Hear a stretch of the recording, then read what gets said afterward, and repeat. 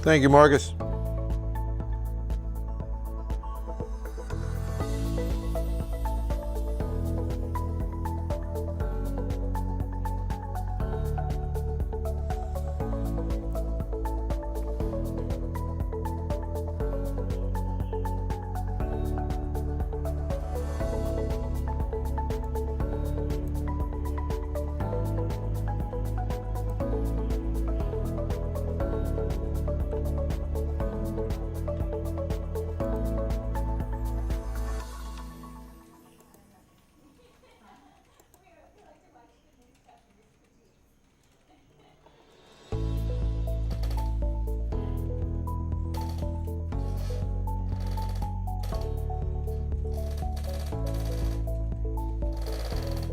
That is a squeaky chair, huh?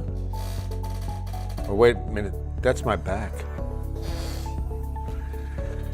That's what happens when you get old, everybody. Waiting for a few more people. Yeah, you know what? Maybe I'll get some WD-40 injections in my lower back.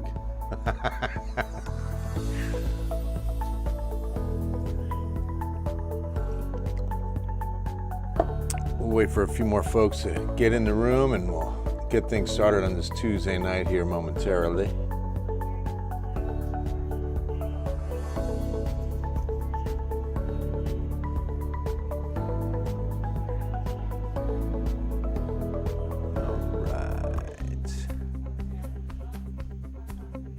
Good evening from the Ken's 5 Digital Center. I'm Bill Taylor. Tuesday night blessings to you and yours where you are this evening. Hope God's peace and comfort are finding you in these really broken hard times, these heavy hard times in Texas.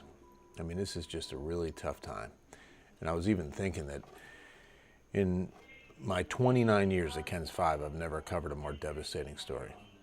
Never been part of a more devastating story than this. I mean, there have been devastating stories, but as far as weather's concerned, 98 flood, 02 flood pales in comparison to what just happened. And so rescue efforts and search and recovery efforts are going to continue, and need is going to continue. So if you're thinking about going up and you want to know more about how you can help, and I understand, I know a lot of people that are dying to get up there and help out. Kens5.com, our website is updated constantly with different agencies, different opportunities for not only donations but volunteering. If you look for our Ken's Cares initiative, our Texas TEGNA fund is up and going. You can donate. Last check, we're coming up on $80,000 already in just one day. I mean, it's just one thing that Texans are loving on Texans, you know, and people are coming from all over. And what's really cool is that it's people who have been impacted with very similar stories. We had a family from Uvalde go up and help out in Kerrville. We had a gentleman who lost his family in the Wimberley floods about 5, 6 years ago now. He's there, or maybe closer to 10 years ago, yeah. So it's just amazing to see the love poured into Kerrville, Texas, because it just continues to worsen, it seems. Yes, Alice. Pray, pray, pray. Bible tells us to pray continuously, and this is the reason why. This is the reason why. So today's rain, I'm so, again, it's very fortunate to say that not a drop fell in Kerrville today, or even Kerr County. In fact, if you saw the afternoon news conference with Governor Abbott from Hunt, Texas, it was sunny. The sun was out today more than it has been in a while. So that felt pretty good. Notice that in and around the city, we did not see a whole lot of rainfall. Those are the bats there in that last little sequence you saw up near New Braunfels. The bats are coming out. So the heaviest rain, 2 days in a row for Atascosa County. Very heavy rainfall, especially between Pleasanton and Campbellton, which is in southwest Atascosa County. Floresville and Wilson County had some really good rain. The best we got kind of went up into Elmendorf and then retreated back to Wilson County. It was interesting, right? There. And it was really heavy rain for about 20 minutes, right around the 4 p.m. hour. And that was it. So how much did fall today? Well, we saw some pretty decent deposits, especially down to the south and east. You can see some of these totals in here near Floresville, over 3 inches estimated. South of Pleasanton, 3.5. Near Campbellton, a little over an inch. That's going to be about the same in eastern Bexar County.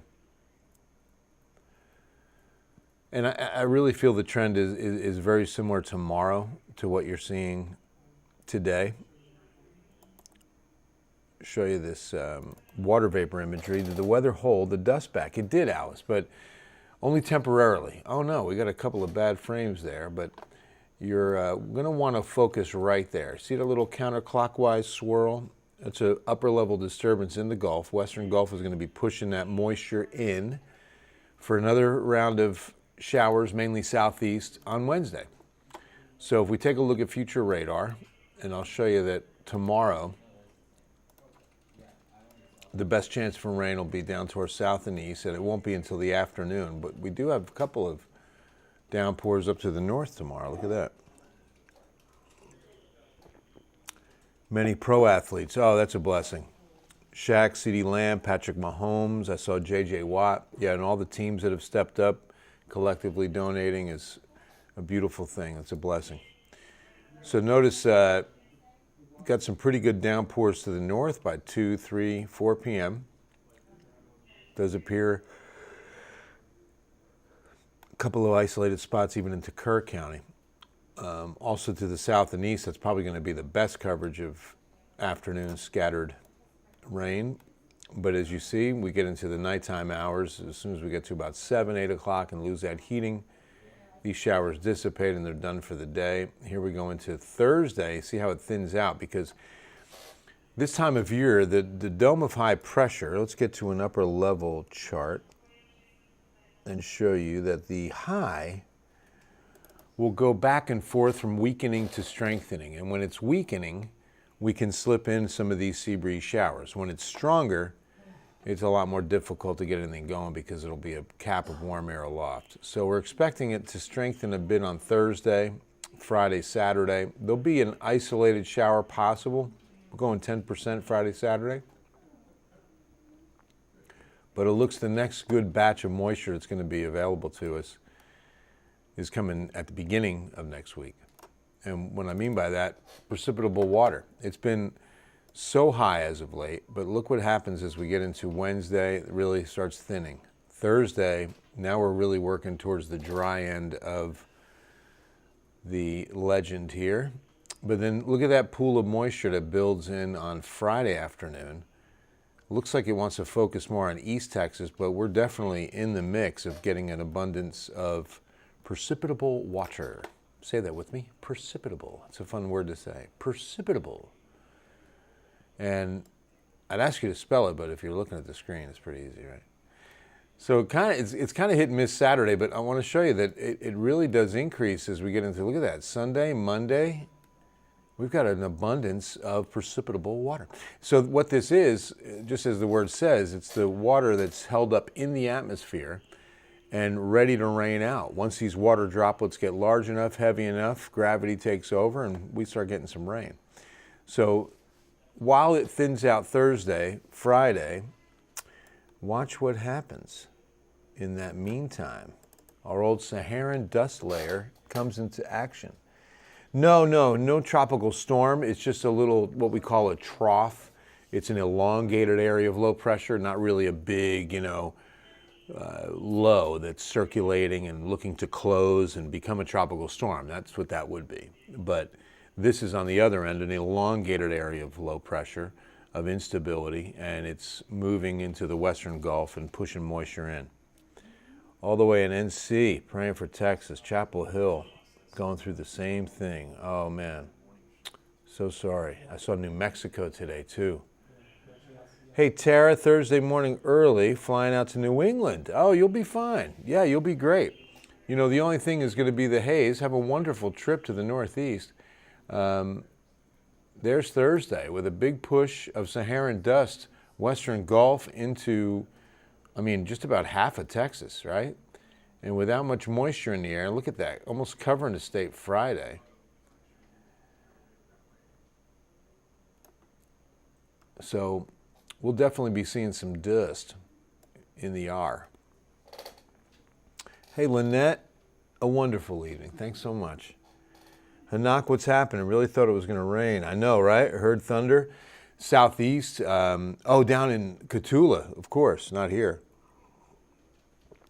I'm thinking San Antonio first, but yeah, I guess you did get, you got some rain was close to you, huh? Let's take a look how close it got to Cotulla. Maybe Sunday, Pedro. I don't think Friday, Saturday are going to see much, but maybe by Sunday we start seeing a little bit more rain. We'll get into some high-res models, and then we'll be able to know a lot more. Comes tomorrow, and Thursday. So yeah, I'm surprised you didn't get any rain. That looks like pretty good coverage down there. All right, Grace, been waiting for tonight's update. Any chance for storms overnight? No. These showers that are coming in off the Gulf, sea breeze, there's again, trough of low pressure in the western Gulf helping, but they're really daytime heating driven, unlike what we saw, of course, last week, which was a completely different system. This is really done for the night, and it'll regenerate again tomorrow in daytime heating. I know, right? Good for you. Flying out just in time. Hey, Debbie. No flood advisories, no flood watches right now. We're in good shape moving forward. We've had a lot of water recede, and levels have dropped nicely in most cases. We still need some dry days for sure, especially up in Kerr County, but it does appear that we're heading in that direction. In fact, as we get into next week is when we're going to really hit a pretty dry pattern moving forward. That's not meaning that the atmosphere is necessarily going to dry out. We're still looking at high dew points, high heat index values, what your body's going to think the temperature is like heading into next week. So beware. In fact, please remember now, Project Cool, because demand, I'm afraid, is going to really start going up. We get into the third week of July. We're getting closer to the hottest time of year for us. And so that's when people are going to need more and more fans. That's why now's the time to collect fans so that we have the inventory ready to go. Bring a brand new box fan to any San Antonio fire station. Your neighborhood station will take it. You tell them it's for Project Cool. Thank you guys for what you do. Thank you for serving and protecting our city. That's all, going to be something that can save a life. When's the last time you spent about $25 on a fan and knew you were saving a life? I mean, it really is true. I'm not, making any kind of false pitch on this. Heat is the #1 killer worldwide, without a doubt. Now, here in South Texas, it's flooding, and we're in Flash Flood Alley.